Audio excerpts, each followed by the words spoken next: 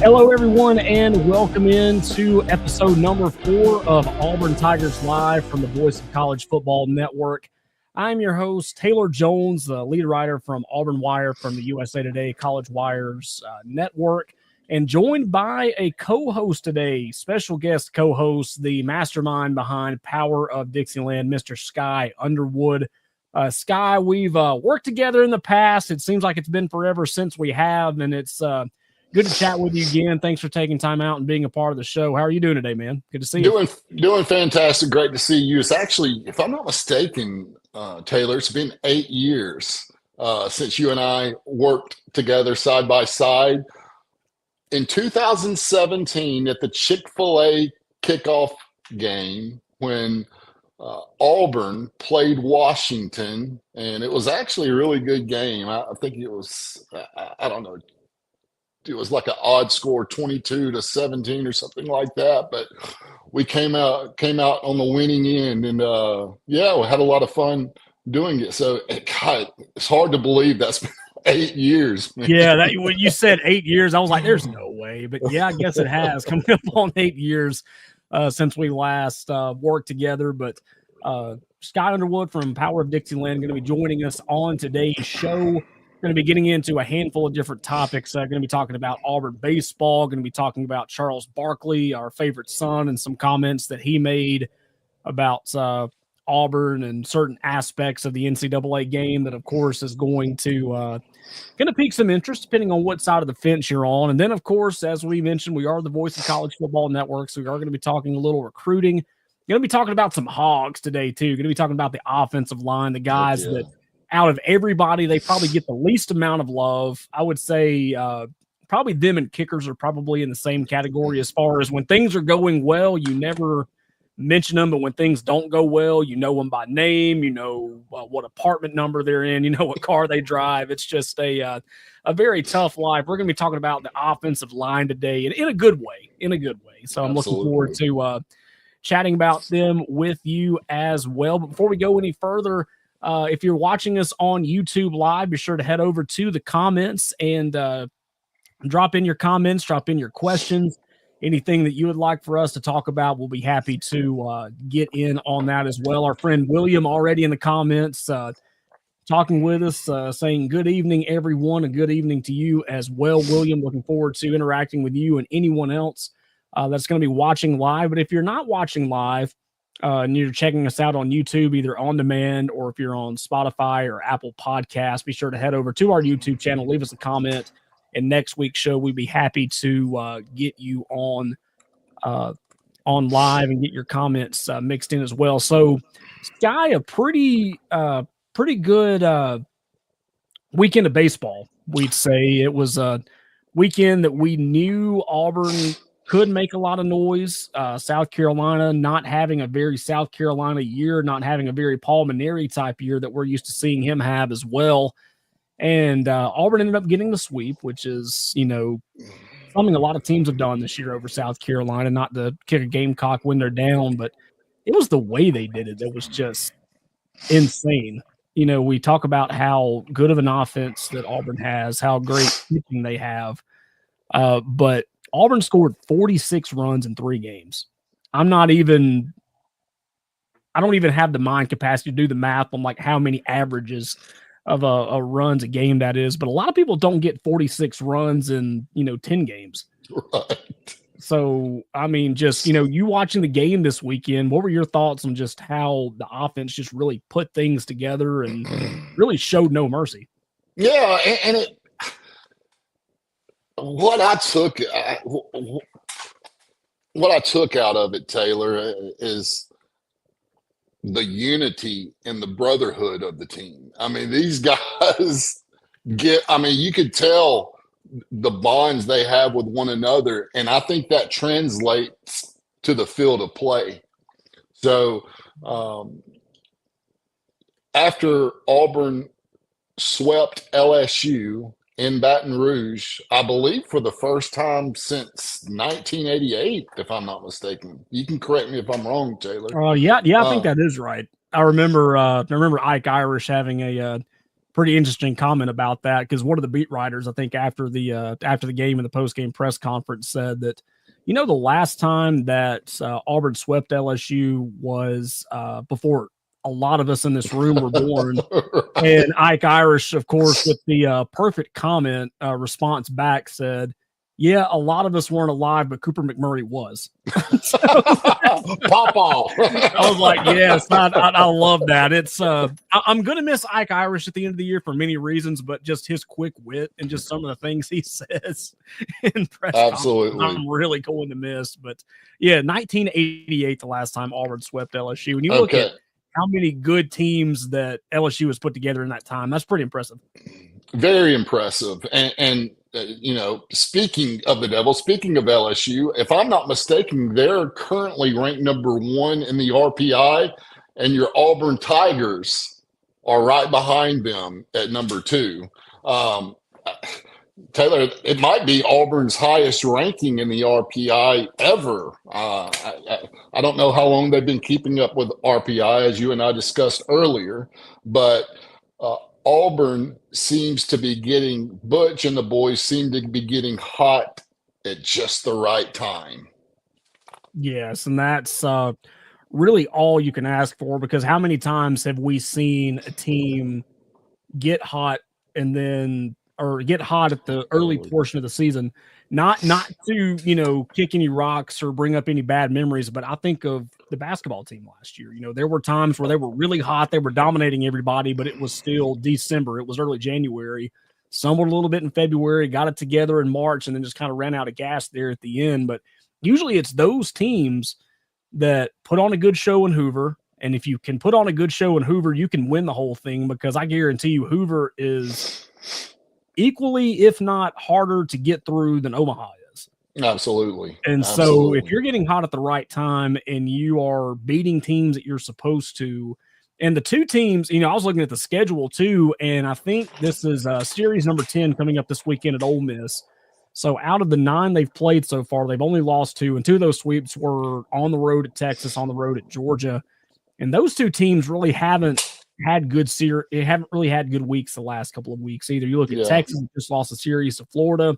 Georgia, even though they outscored Alabama, I think they outscored them by 8 runs in the weekend, but still lost the series. So, and those are two teams that have been top 5 pretty much all year, have they not? Right. Yeah. Mm-hmm. Yeah, Texas was number 1 for a handful of weeks. Yeah.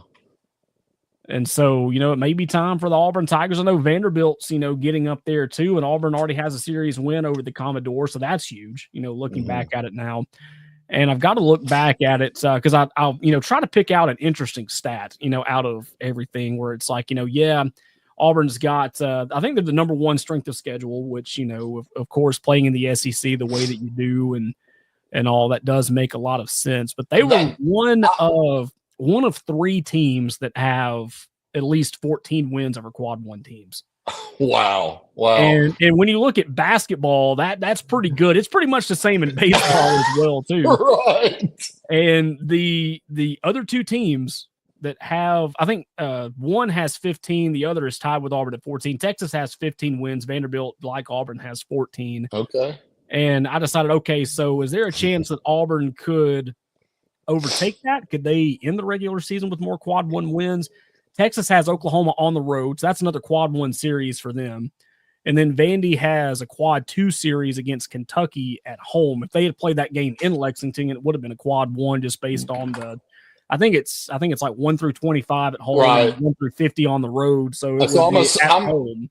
Yeah, I'm assuming Ole Miss on the road, Auburn's last series, SEC series of the season. I imagine that's going to be a quad 1 since it's on the road. I know Ole Miss isn't having the season up to their typical standards. Quad 1. They're number 17 in the RPI. So it will be a quad 1 win on the road. So there's a chance that Texas and Auburn could either have equal quad 1 wins or Auburn could overtake them. Either way, Boomer Sooner this weekend. Absolutely. we got to take care of business first, I know, but Boomer Sooner all the way as Texas looks to take on Oklahoma. And that's a team that's been in the top 25, kind of in the lower end of the top 25 all year. Yeah. they are going to be a quad one win too. And I got let me ask you a question. Okay. Because you brought up the SEC tournament. I believe it's going to be in Hoover again this year. In basketball, the SEC tournament really doesn't affect the national seeding of the NCAA tournament. If you remember, not this past season, but the season before, when we won the SEC tournament in Nashville, our seeding ended up being the exact same seeding that we were projected to be entering the SEC tournament before we won it. Is SEC baseball kind of the same way? Do the results not affect national seeding in the regionals, et cetera?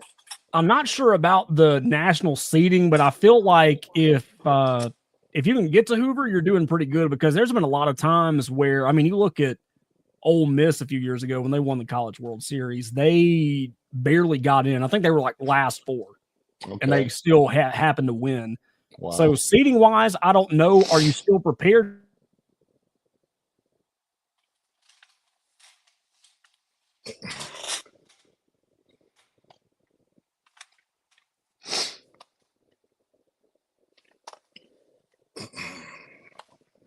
I think Taylor might be having some technical difficulties. There we go. Okay, now we're back.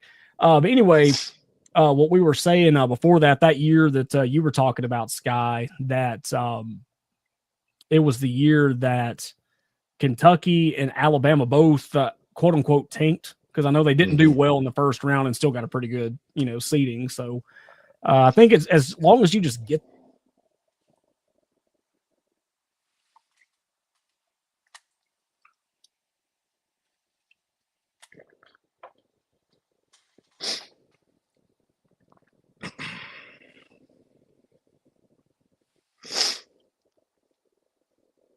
Hopefully, keep chatting. Yeah, we'll keep chatting as we go.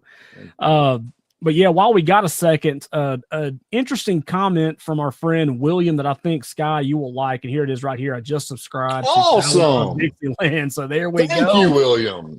Yes, Thank you, William. Wiggle. That's 13 minutes into the show, and you've got a new subscriber, Skye. So that's awesome. Way to go! Thank you, William, for taking part in that and helping out our friend Skye over at Power of Dixieland. Be sure to check him out for all Auburn content. A lot of great stuff that's out there.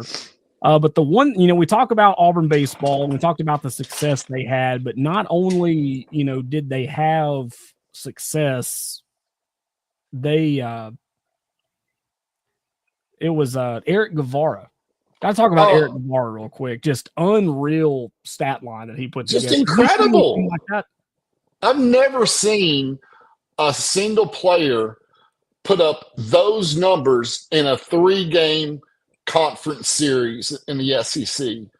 I mean, the kid went to bat 15 times and got 12 hits. What did he get, 9 RBIs? I mean, just ridiculous numbers. And so, yeah, I'm surprised. I wouldn't be surprised. I don't know if they name a national. I know he was named SEC Player of the Week, but those numbers are good enough for National Player of the Week. He went bananas. Yeah, that's definitely something that Kendall Rogers at D1 Baseball loves. And I feel like he's definitely going to get some love from D1 Baseball as the week goes on. But some notes, Skye kind of alluded to it there. He had 12 hits. And this is a 3-game series, mind you, not a week, not 2 weeks, not conference play. This is a 3-game series against one of the premier teams in the Southeastern Conference, South Carolina. Eric Guevara, 12 total hits, 2 doubles, a triple, 2 homers, 9 RBI. So that's pretty good. He had the game-winning hit, had the walk-off sacrifice bunt in game number 1 to win 11-10. That's right. Back and forth. Had that one. This is probably the biggest thing of all. And, of course, I'm a stat nerd, so, of course, I saw this one, was like, this is incredible. I can't believe that somebody could do this in one weekend. His batting average rose 84 points. Almost 100 points. He started off the weekend batting 256. And that's, usually pretty good. Usually if you're, Right. 260, 270, you're doing pretty good. He's now batting 340 heading into the SEC regular season finale. Wow. 340 from 256. I have not had a chance to do a deep dive on Eric. Have you had a chance to do any research? Has he been at Auburn for a couple seasons? I'm not even sure what classification he is. I believe he's one of the younger guys. I know he started off last year, so yeah, he's one of the younger guys. We at least have him for one more year by MLB draft standards. Fantastic. And we got a treat for you as well. What was the motivation behind Eric Guevara's big hit? What was he thinking in game number 2 of the series, game number 1 of that doubleheader on Friday when he laid down the bunt? And just how does he feel about playing in front of the Auburn crowd? Because Plainsman Park's a lot of fun to go to, and I'm sure it's a lot of fun to play in as well. So we're going to get all of those answers right here. We're going to turn things over to Eric Guevara. This is from the post-game press conference from Friday, where Eric Guevara answered a couple of questions about his awesome series. Yeah, I would say just being on time for the fastball, and obviously the guys behind me and in front of me having great at bats, giving me a lot of pitches to hit. It makes it easier, but just being on time for the fastball, reacting to the off speed for the most part. I just walk up to the plate, and I didn't think I was gonna get the sign to bunt. I was doing pretty good on the weekend, but he gave me the sign, and I was like, okay, I just gotta get it down. So threw a pitch middle. I was just like, it's pretty easy to get it down, and then after that, it was just have fun with the boys, just celebrate the win, Yeah, of course. Just being able to, just not be hurt and be able to play free, it means a lot to me, and it's just great to, we have the opportunity to play in this park with these fans, and yeah, every chance we get, it's special. Man, I love his humility too. The kid just had the most amazing series for a baseball player, and he's even keeled, grounded, giving credit to his teammates. So love the humility. Love how he carries himself. Did you freeze up on me again, Taylor?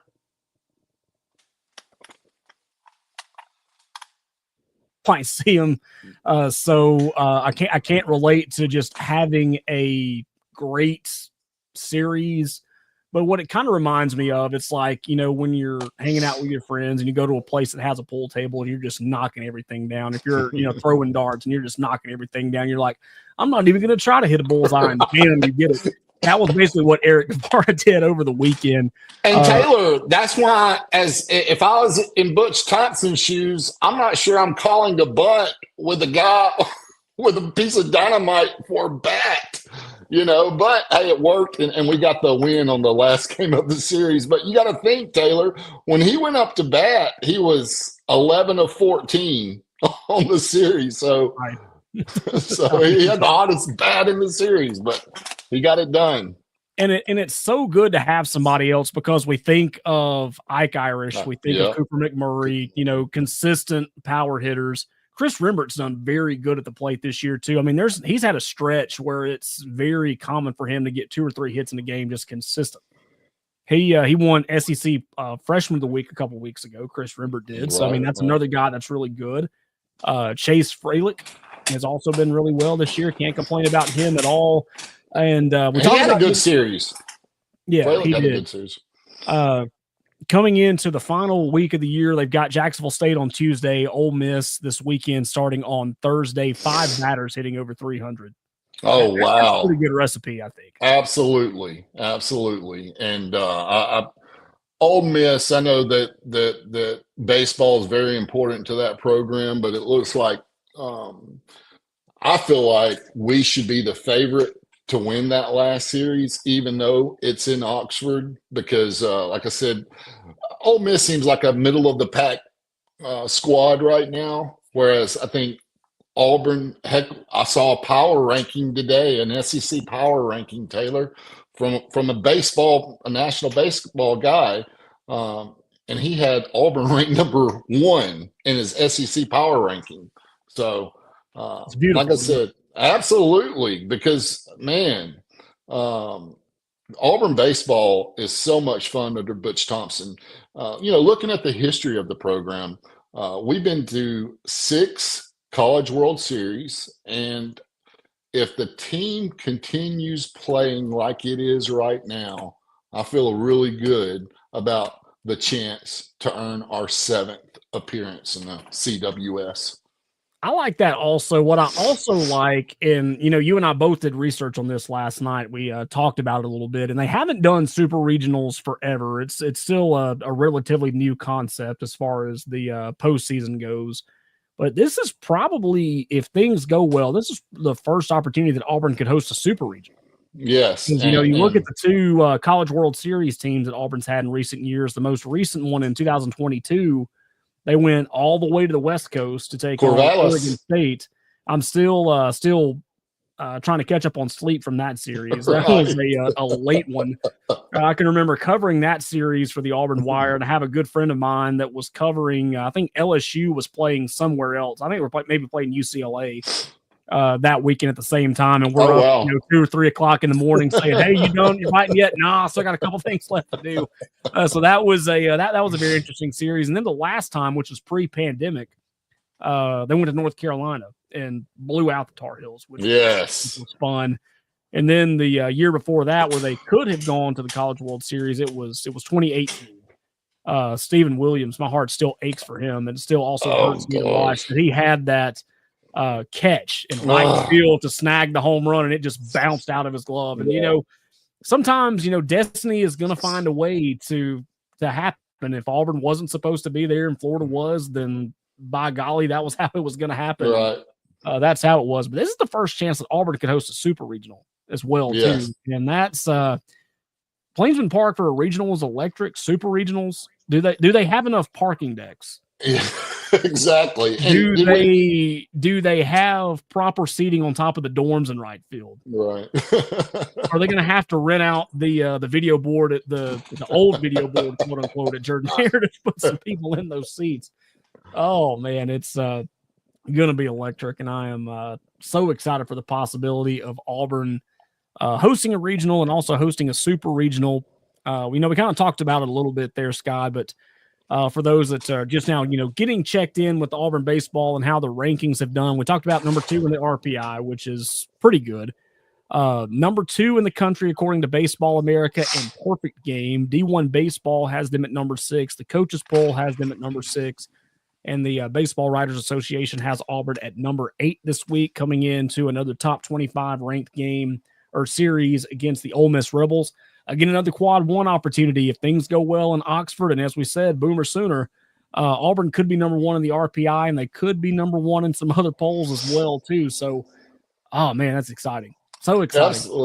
Absolutely. It's pretty wild when you look at our big 3 sports, baseball, football, and basketball, and routinely season in and year out, we are playing the most difficult schedule in the country.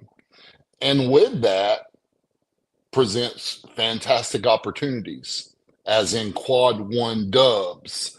And if you remember several months back, our basketball team, we broke the record for the most quad 1 wins in a season, surpassing Kansas, who previously held the mark. And it seems like our baseball team is picking up right where our basketball team left off. And so all we need is our football team to start carrying their weight. Right. We need a good RPI. We need to get into the playoffs next year. They allow 12 teams. It's hard time. We need to make that happen. But yeah, talking a little bit of Auburn baseball here on today's show on Auburn Tigers Live from the voice of college football. You can stay up to date with the latest college football news by checking out the other shows at the Voice of College Football. Network's well represented with SEC teams, Alabama, Georgia, Florida, LSU, Texas, Mizzou, Oklahoma, Texas A&M, Ole Miss, and South Carolina. All have shows on our network. If you're looking for other teams that are in other conferences, Colorado, USC, Oregon, Ohio State, North Carolina, several of the other ones that have shows. Check us all out on YouTube, Spotify, and Apple Podcasts. It's about to be summertime, Skye, so there's going to be a lot of interesting things going on, off-season chatter. We're going to have some opinions, I'm sure. Our friend Jackson Johnson, who's also in the chat, probably going to have some good things to say over at the Alabama show. So summer's going to be a fun time on the Voice of College Football Network, and you definitely want to check out a show. If you're curious to see what we're saying, of course, we thank you for taking time out. But if you're wanting to know what Georgia's thinking, what's going on in Florida's camp, a lot of great shows on our network as well. And so we are the Voice of College Football, so it's only right that we talk a little college football right now. And we're going to talk recruiting. We had a pretty good show recruiting-wise last time, where we kind of broke down all the visits that were coming up, some traction with the top players in the state of Alabama this year. Auburn had a pretty good run last year. Auburn's in a good shape to get a lot of them this year. And one of those targets is Sedarian Morgan. He was a guy that I talked about a lot last week in the show from nearby Benjamin Russell High School in Alexander City. We grabbed Malcolm Simmons a couple years ago from that high school. We cannot let Sedarian Morgan get away. That's my thing with him.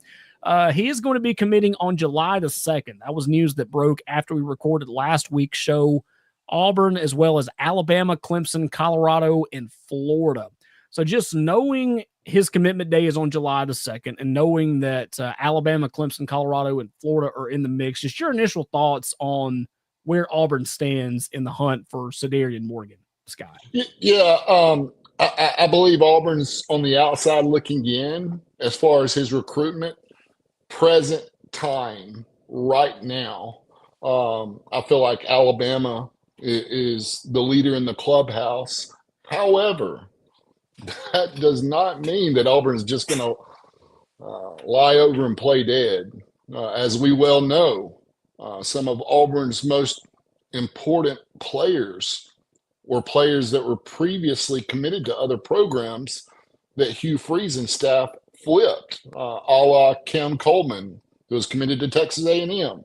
So Sedarian Morgan might be a similar situation. My gut tells me he's likely going to commit to Alabama, so he is going to stay in state.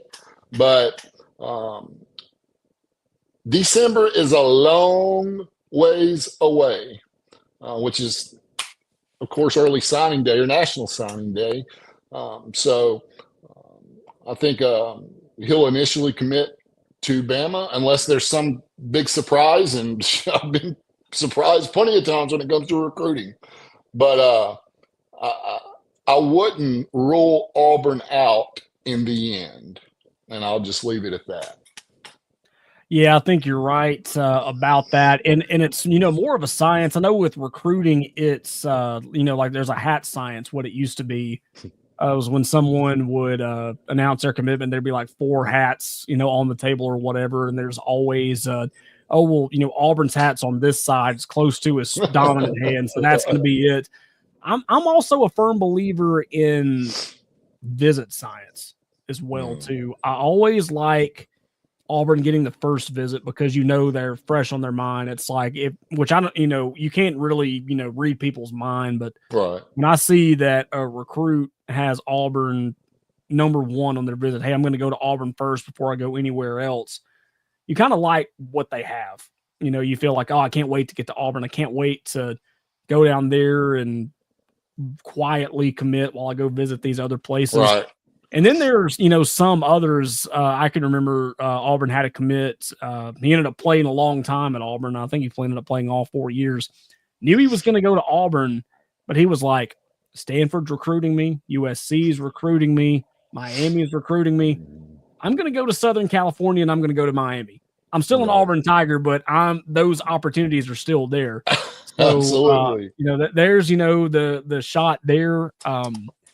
Looking at his visits, he's got Alabama, Clemson, Colorado, Florida, Auburn, as we mentioned. Auburn and Alabama are the last 2 visits. So that's interesting. Yeah. And Auburn is next to last.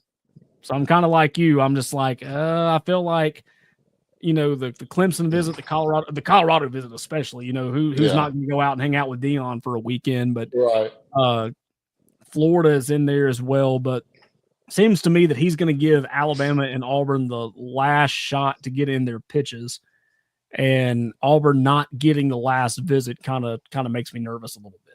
And again, we can't read minds, but that's kind of where my mind goes. Right.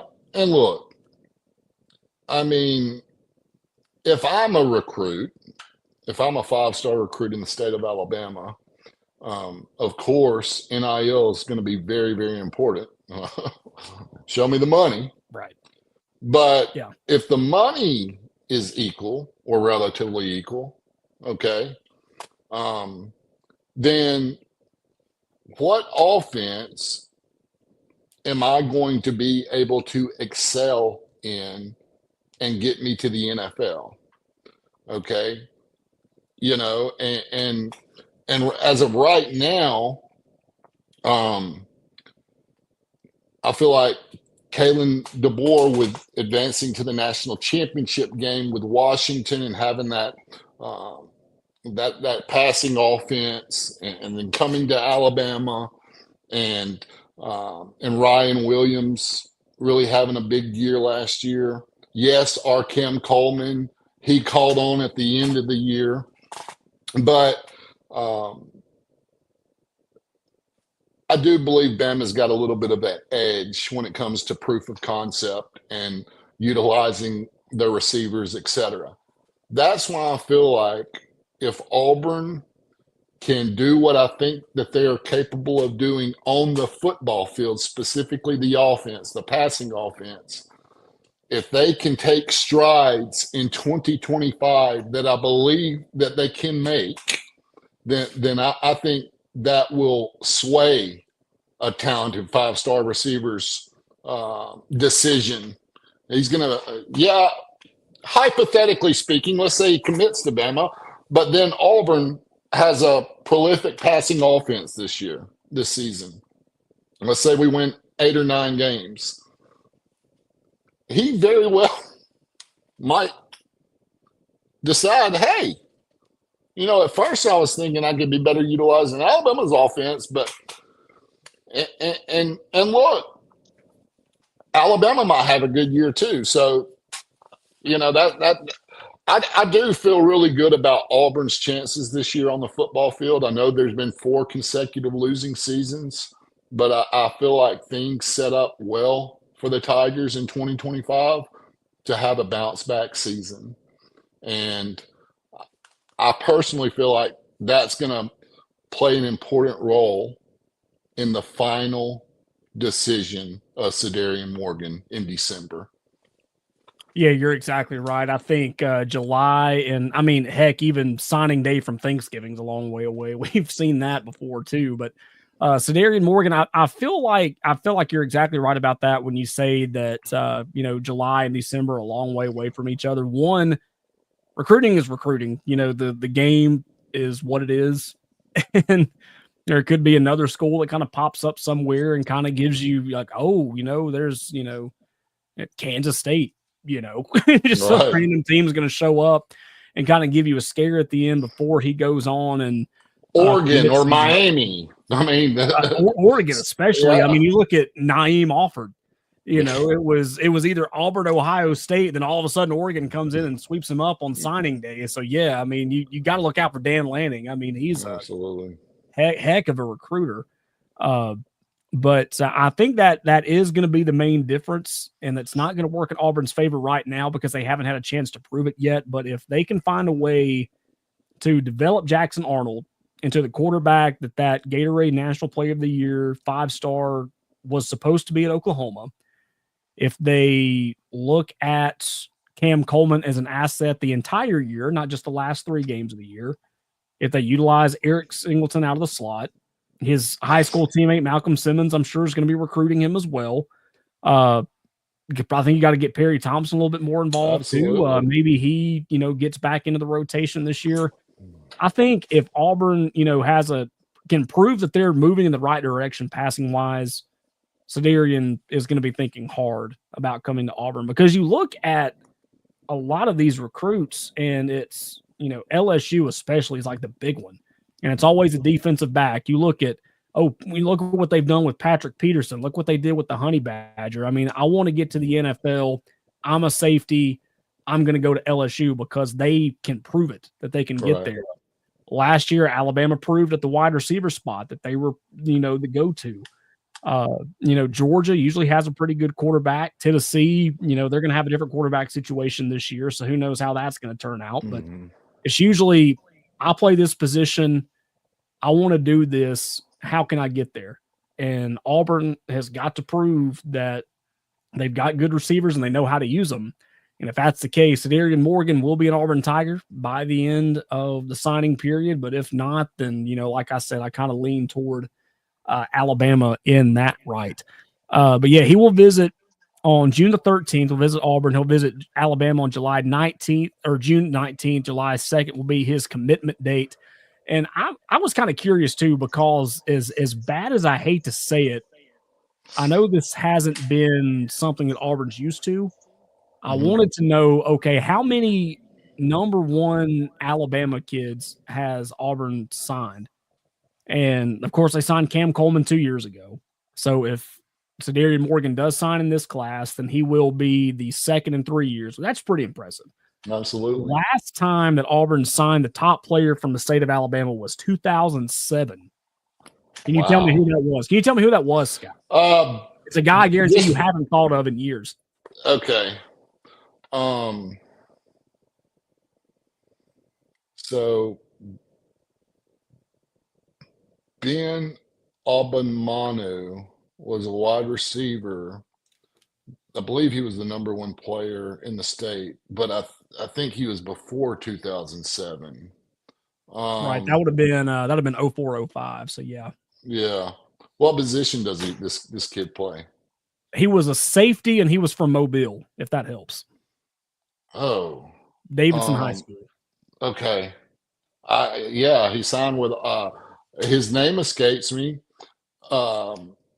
I think it's McNeil. His last name is McNeil. Mike McNeil. That's Mike right. McNeil. That was the last time that Auburn signed a number one player from the state of Alabama. Wow. And yeah, he didn't play like the number. I mean, with all due respect, Mr. McNeil, if you're out there watching, he had a decent career, but it just goes to show you recruiting's not an exact science. Right. And that could even be proven this past year too, because again, I've written about Malcolm Simmons, and every time I write about Malcolm Simmons, I act like he surprised me, and it's no disrespect to him at all. But last year, who were the two guys at wide receiver? It was Cam Coleman and Perry Thompson, right? Mm-hmm. And Malcolm Simmons and Bryce Kane were like, they'll be good complimentary. And then Malcolm Simmons just blew out everybody. I think he had more catches. He had more catches than Cam Coleman last year. Yeah. And was close in the yardage department too. So, I mean, again, no disrespect to him, but it surprised me a little bit. I wasn't expecting Malcolm Simmons, who really didn't have many SEC offers coming out. I mean, he had a lot of people interested in him, but none were really in the hunt. He was, basically all Auburn's, and look at what he did. Yeah. Speaking of, that reminds me of a freshman wide receiver this season that I think can emulate the production that Malcolm Simmons put forth last season. And this guy's an unheralded guy. He didn't have a ton of offers, but he has incredible size. And apparently he had a really, really big spring for Auburn, and that's Sam Turner. Right. Yeah. I think he was a 3-star out of Southwest DeKalb. Yeah. So, looking forward to seeing him too. That was one that, he was a Georgia Tech guy. Georgia Tech guy. Yeah. I know Georgia Tech's tired of Auburn because it was like we got Eric Singleton Jr. and then we flipped Sam Turner. If you want to get real about football, come on down I-85. Hey, and look, what's the guy's name? Their head coach, Brent Keys. Man, they're a fun team to watch, Taylor. I mean, I like what they're doing at Georgia Tech. So. He's a former Saban guy, so he better produce. Right. He knows what's best for him. And our good friend William again. I caught this a second ago, and I had to keep from laughing because it's it's an annual. Have you hated Brian Harsin enough today? And here's his comment: Auburn usually gets recruit unless you have Potato Head as a head coach in football. Yeah, and William, that is the case. Yes, it is. I think the roster at Cal can echo William's sentiments by all the transfers. They lost Fernando Mendoza, who had a great game against us last year. They lost their running back, and to be in Oklahoma, Jay Mott. Yeah. Going to see him. And they lost some backups. Yeah. They had, I think they lost 4 or 5 running backs. And they had a bunch of receivers and a bunch of quarterbacks leave. And I'm like, geez, Harsin, you're not starting. If I'm Justin Wilcox, I'm really evaluating what we're doing here. Right. Oh, but yes, Brian Harsin, after being the man in the arena all alone, tweeting from his garage weight room, is now back in the coaching game, offensive coordinator at Cal. Yeah. So California in the ACC, back in ACC football. Right. Again, strange. So weird. Stupid. But imagine all the frequent flyer miles. I know. I feel bad for the kids that have to constantly fly back across the country. Yeah, and like, you think about it more in the Big Ten because, like, I try to look at the schedules and just like, okay, how many times do the Michigans, the Ohio States, Michigan State, how many times do they have to fly to the West Coast? And usually they'll go once. Oh, wow. Usually, like, okay, you have to go to at least one of them. You either have to go to Washington, you have to go to USC, you have to go to UCLA, you have to go to Oregon. But then you look at the West Coast teams, and they have to go there 4 times a year at least. Wow, I didn't even think about that. Yeah, and so, and then it's even worse with the ACC. It's like you kind of get a break with SMU, which I'd honestly forgotten they were in the ACC again. I had to remind myself that they were in the ACC. Yeah. I think it was not the AAC. The American Athletic Conference. It was LSU announced they were doing home and home this year with an ACC power. I'm like, oh, cool. Is it going to be Florida State? Is it going to be UNC? Nah, it's SMU. I'm like, Well, shout out to them, by the way. They played in the ACC championship game in their first inaugural season. So, hey, shout out to Rhett Lashley. Yeah, there was there was another list. I believe it was I think it was USA Today put it out. It was the top 20 coaches, and 2 of them were former Auburn offensive coordinators who were not trusted enough to call plays. Rhett Lashley at SMU, and then Dilly over at Arizona State. Oh yes, and I don't know. Things like, I know, the past is the past and all that, but just things like that just make me sick. Like, what could like he would still have his job if he would have probably just gave things over to Dillingham or Lashley for that matter. Dang, Dillingham got to work with Bo Nix twice, and he was much more successful at one spot than he was at the other. Yeah, I've always been impressed with Dillingham anytime he's been on camera in front of a microphone. Yeah, he's overall good dude. Very happy for him that he is at Arizona State, where, like, I was looking at the history of him, and he's pretty much been coaching there since he was in high school. Right. Because he's from there and got to go home, and that's always fun. Mm-hmm. So we talked about at the beginning of the show that we're going to be talking about the offensive line, going to be giving them some love. And our good friend Cole Kubelik, former Auburn offensive lineman himself. If anybody else is an expert on this topic, it's Mr. Kubelik. Absolutely. He ranked Auburn as the 3rd best offensive line in the SEC. Of course, Texas A&M at number 2, Georgia at number 1. Kind of surprised Texas wasn't in the mix, too, because of how well they were last year. I haven't looked to see who they've got returning and all that, but surprised they weren't in there. But ahead of Alabama, which is good. I feel like that never happens. And then Florida for 4 and number 5. And this is his quote. My number 3 offensive line heading into the 2025 season in the SEC is Auburn. It's been a long time since we've had a discussion like this. Point blank, I'll be the first to admit it's obvious, not a comfortable conversation, because there have been a few of them along the way that we all bought into and thought about and said maybe, probably, could be. but this is the one that looks like it has the most potential. Absolutely. I wholeheartedly agree with Cole. And it's not so much the frontline guys, which I believe the starters, that it's the best starting group of offensive linemen that Auburn has had.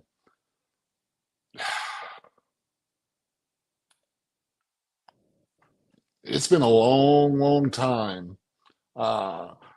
It's been a long time since Auburn has had, because look, quite frankly, one of my biggest, the thing that really irked me about Gus, and I love Gus and Christie, I have a relationship with them, etc., but he just seemed to ignore offensive line recruiting, and I believe that's ultimately why he was let go at Auburn. And of course, Harsin ignored all recruiting. So Freeze, he let it be known when he was hired that, look, I'm going to build this thing from the inside out. In other words, on the lines, I'm going to build the offense and defense lines, work my way out. And that's exactly what he's done, especially with the offense. And really the leader of the group is Connor Lew. And he was another flip. He was committed to Miami, Mario Cristobal at Miami, and it was Hugh's first recruiting class. He was just hired as Auburn's head coach and had 2 weeks to recruit before the early signing day in December. And Connor Lew was one of the players that Freeze was able to flip from Miami to Auburn. And boy, has that paid off, because Connor Lew's arguably the best center in the SEC.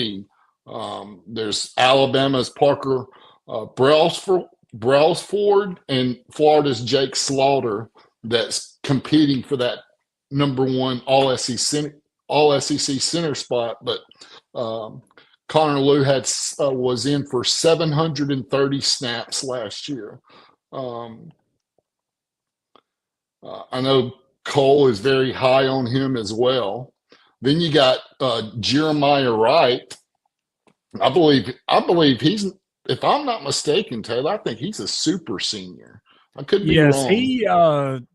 I think he was Malzahn's last class. He's been around for a while. Yeah, because he was assigned as a defensive lineman. He was on the defensive line at first and got injured. He actually made waves in his opening camp as a defensive lineman, but got hurt, if you remember. For Auburn, Jeremiah Wright, so Skye was just alluding to. A couple other guys that are on the list as well that could be playing this year or should be playing at some point this year. Dylan Wade, I think the biggest thing with him is that he's versatile. Is that a good thing? Is that a bad thing? We're going to find out. He ended up playing the most snaps of anybody on the offensive line last year, but it was not in one spot. Right. It was 379 snaps at left tackle, 254 snaps at left guard, and then 116 snaps at right guard. So he's, pretty much everywhere. Hopefully he can stay in one spot this year. Yeah, I think he's better on the interior. And, right. I think that's why it's so big that Auburn was able to pick up third-team All-American Virginia Tech starting left tackle Xavier Chaplin out of the portal, as well as Mason Murphy from Southern Cal out of the portal. Those are 2 guys that very well will likely be your starting tackles. And the cool thing, here's what I think excites Cole about the offensive line: not just the starters, but the high quality depth behind the starters. I mean, you're going to have former starters backing up some guy like Xavier Miller. He's going to be a backing up one tackle. I'm pretty sure the young kid, Tyler Johnson, started 1 or 2 games. So he's a top backup. One of my favorite recruits is a backup on the interior. And the reason he's one of my favorite recruits, it wasn't this past class. It wasn't the 2025 class, but it was the 2024 class with Perry Thompson, Malcolm Simmons, but DeAndre Carter. Yeah. One of the top-ranked interior offensive linemen, played at Mater Dei High School in California, which is considered arguably one of the top high school football programs in all of the country. But for him to leave California and come all the way to Auburn, I was like, man, that shows commitment right there. So he's always had a special place in my heart. So he's made some waves in camp, and it looks like he's going to be a solid backup option. But I think that's what so has me so fired up about the offensive line, Taylor, is not just the frontline guys, but especially the depth, because we haven't had that in years past.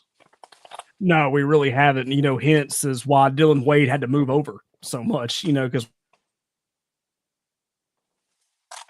man, all those spots. And the 2 guys you talked about, Tyler Johnson and DeAndre Carter, for those that, know their names, but not really sure, what they did last year. So they both played in 4 games last year. So they did enough to play, but keep their red shirt.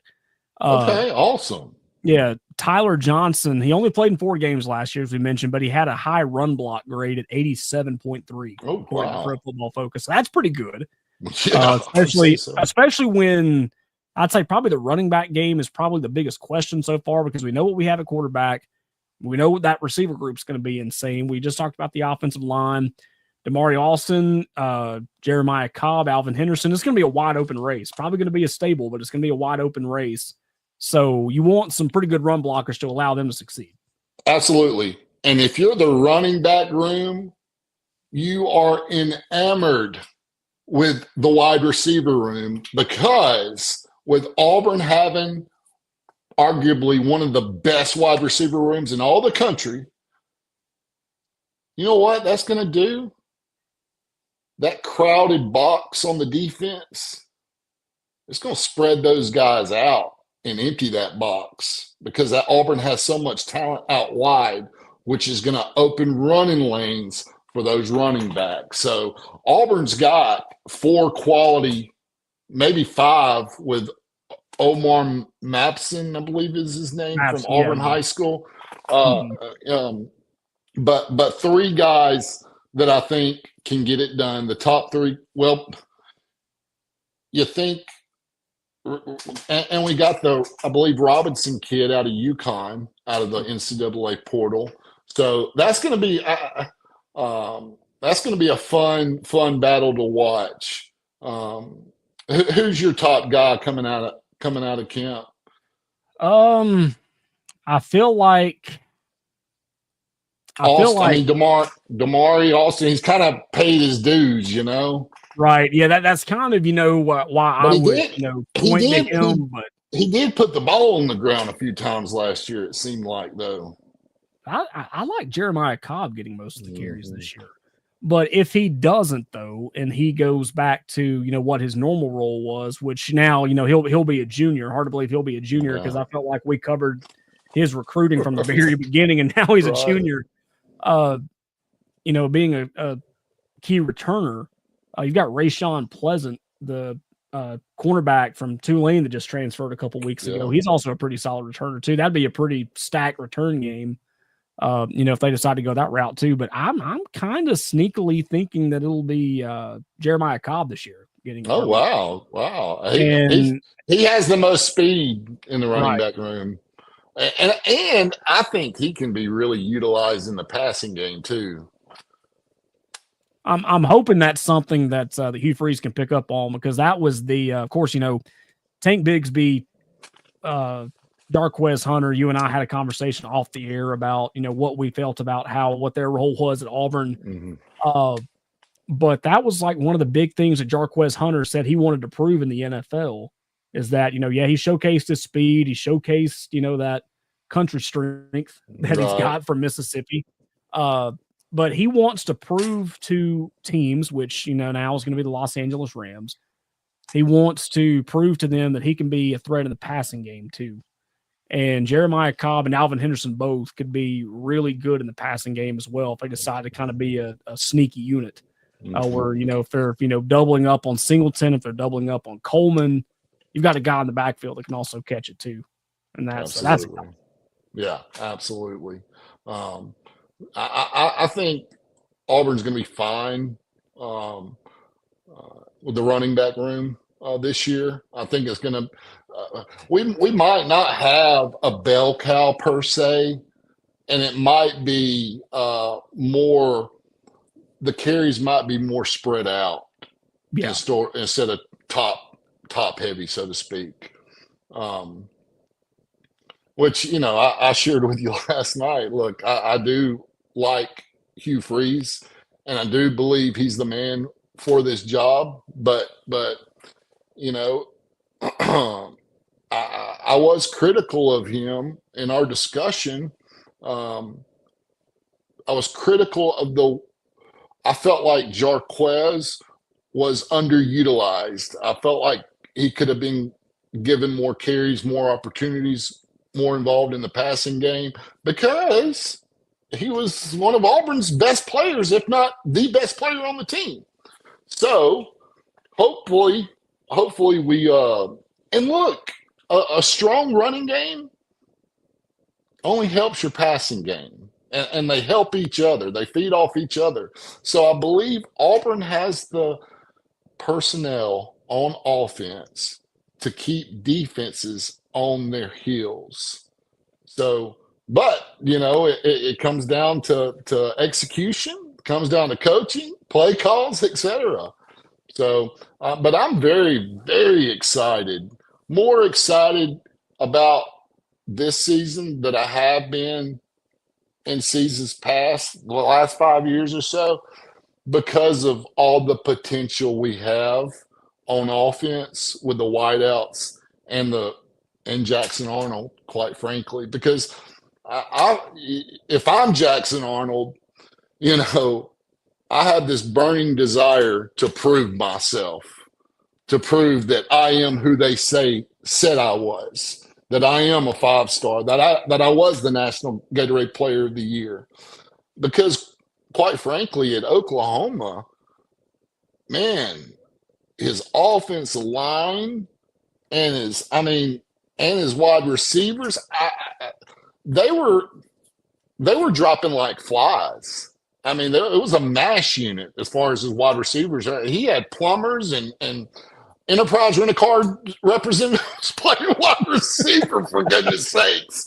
So I think they got Tubby Clear from the Sooner band to help out wide receiver too. He probably doesn't know how. Jackson Arnold probably doesn't know how to act in Auburn's offense.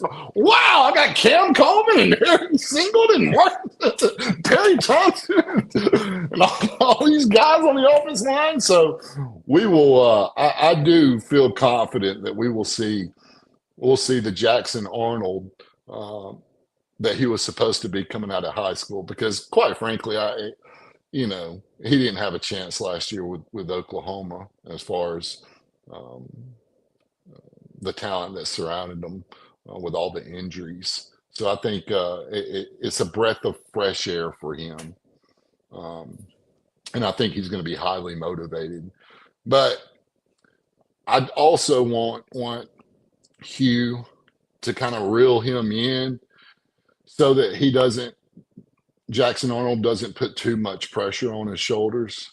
Because quite frankly, all you got to do, Jackson, is just get the ball in the hands of your uber talented wideouts.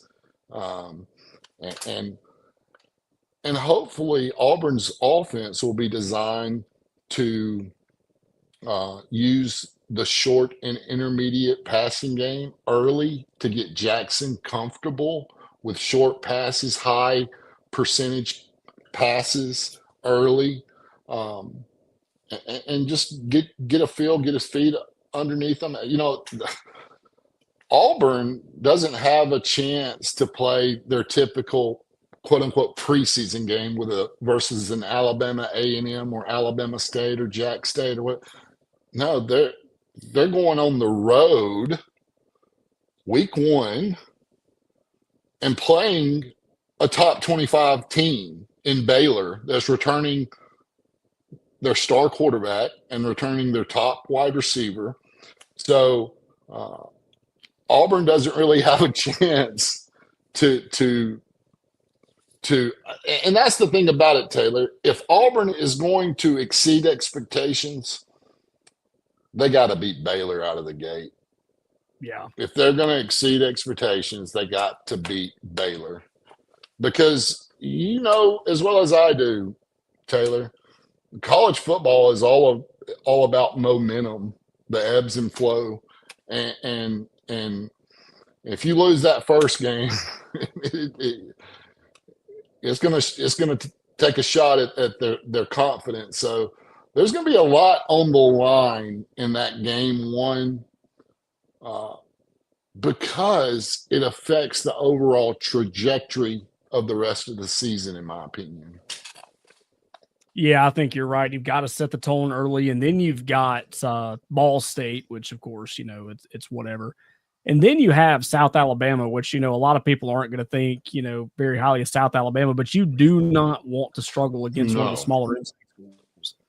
You do not want to do it. That's happened against Samford a couple of times. That's happened against Jack State back in 2015, where, they took us to overtime. So the top 3 games are more important than most will probably give them credit for. And then you start with Oklahoma the week right after that. And of course, Jackson wants to be on fire for that game. That he does. Oh man. So, those first 3 games right out of the bat, really want to get things going. And you talked about the what Jackson Arnold had at Oklahoma. And I'm glad you brought that up because I was kind of curious myself. And when the wordage that I say, this is pretty important on how I say it. This is not what his starting 5 offensive linemen were last year. This was the people that played the most snaps at each position. That's important. I'll fill that out in just a second.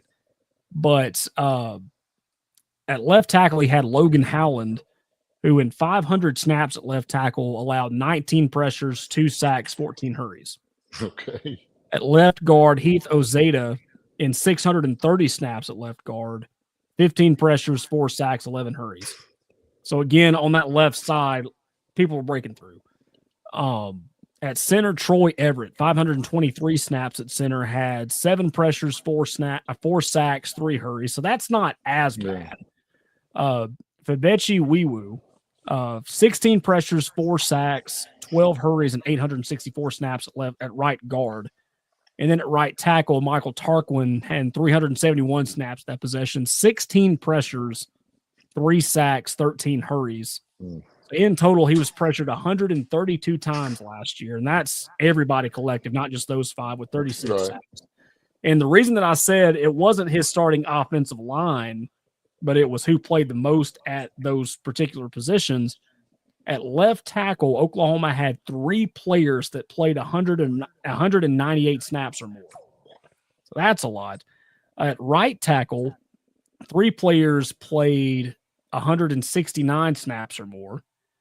And at center, 3 players played 164 snaps or more. So not only was he getting trampled by the defensive line, but he just had no consistency.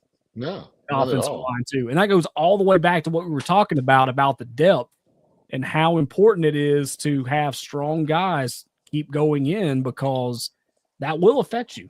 Yes, and Cole, that's one of the reasons that Cole likes this Auburn offensive line so much, because a lot of those guys, the continuity, Taylor, they've played together. Connor Lew, Jeremiah Wright, Dylan Wade, those guys, that interior right there, the left guard, right guard, and the center, they've played a lot of snaps together. So the continuity is going to be there. So, yeah, offensive line, number 3 in the SEC. Jackson Arnold is rejoicing looking at what Auburn has, what depth they have compared to the, offensive line situation at Oklahoma last year, where it just seemed like the players that even played the most snaps were still, just letting guys through. And I've got to look back at the stats for Ashton Daniels, too. I know he's the quarterback from Stanford that's going to come in, more than likely going to be QB3 behind Jackson and Deuce Knight. But the big thing with him is he threw more interceptions last year than touchdowns. I think it was 12 interceptions to 10 touchdowns. Mm-hmm. And I was like, man, that's kind of concerning. And you look at focus stats and you're like, yeah, I get it. Yeah, but Taylor, we're getting a Power 4 starting quarterback that started for 2 years to be our third option at quarterback. I think that's pretty incredible. Our quarterback room on paper entering 2025 might. When's the last time it was that? 2017 with Stidham. We had, but even, I remember Stidham, his offensive line wasn't all that good, and he was running away from ghosts at time. Like as a quarterback, when your offensive line is shaky and the season evolves, come the middle of the year or towards the end of the season, you're starting to expect getting hit rather than looking downfield for the wide receiver. So that's going to be a huge feather in Jackson Arnold's cap. He's going to have a line that's going to actually protect him. And so not only is he going to have uber talented wide receivers, but he's going to have a very talented offensive line and experienced offensive line. So I really think Jackson Arnold's problem last year was the confidence was shaken. The talent was there. It was just the confidence. And, so the guys around him are going to help him with his confidence. But like I said, they're going to have to become a well-oiled machine early, because traveling to Waco, Texas, on a Friday night. So it's not like, maybe someone's watching other games. No, all eyes are on you, pal. Yeah, the whole nation, the whole country is watching that game Friday night. If you don't think that they are because it's Friday night football, there's going to be people in the stands watching that game on their phones. On the phones. Their team. I know Skye Underwood, you're going to be watching your Moody Blue Devils and the Auburn Tigers at the same time, finding a way to do that on both sides. But, oh, man, we've covered a lot of ground today, talked a little bit about recruiting, talked about offensive line play, as we mentioned, talked about the awesome weekend that Auburn baseball had on the show. That's going to be about it for this week's show, but we're going to be back next week to talk about any and everything going on in the world of Auburn. We had the Charles Barkley NIL comments. We'll probably save that for next week, because it's very interesting. I completely see why Charles Barkley said this, but I can already see it now. I've already seen it in the comments, several conversations I've had with other people. It's divided the Auburn fan base, and not in an awful way, but in a way that it's like, you could definitely see that people aren't on his side, and people completely understand where he's coming from and why he's the way that he is. So we'll talk about that next week on Charles Barkley's comments on the NIL and whether it's worth his time to even invest in the NIL. But before we go off for the week, Skye, where can people find you on social media? Yeah, they can find me on X at Power of Dixieland and at PWROFDIXIELAND. And of course, you can follow me at Skye Underwood, SKYE Underwood. So that's where I'm at on X. That's where I produce most of my content, and really enjoyed the show today. It was a lot of fun, Taylor. Yeah, it was a lot of fun. Looking forward to possibly bringing you back on sometime, maybe a little more consistently. We'll kind of see how everything shakes out in the next several weeks or so as we get ready for the summer months and the college football season.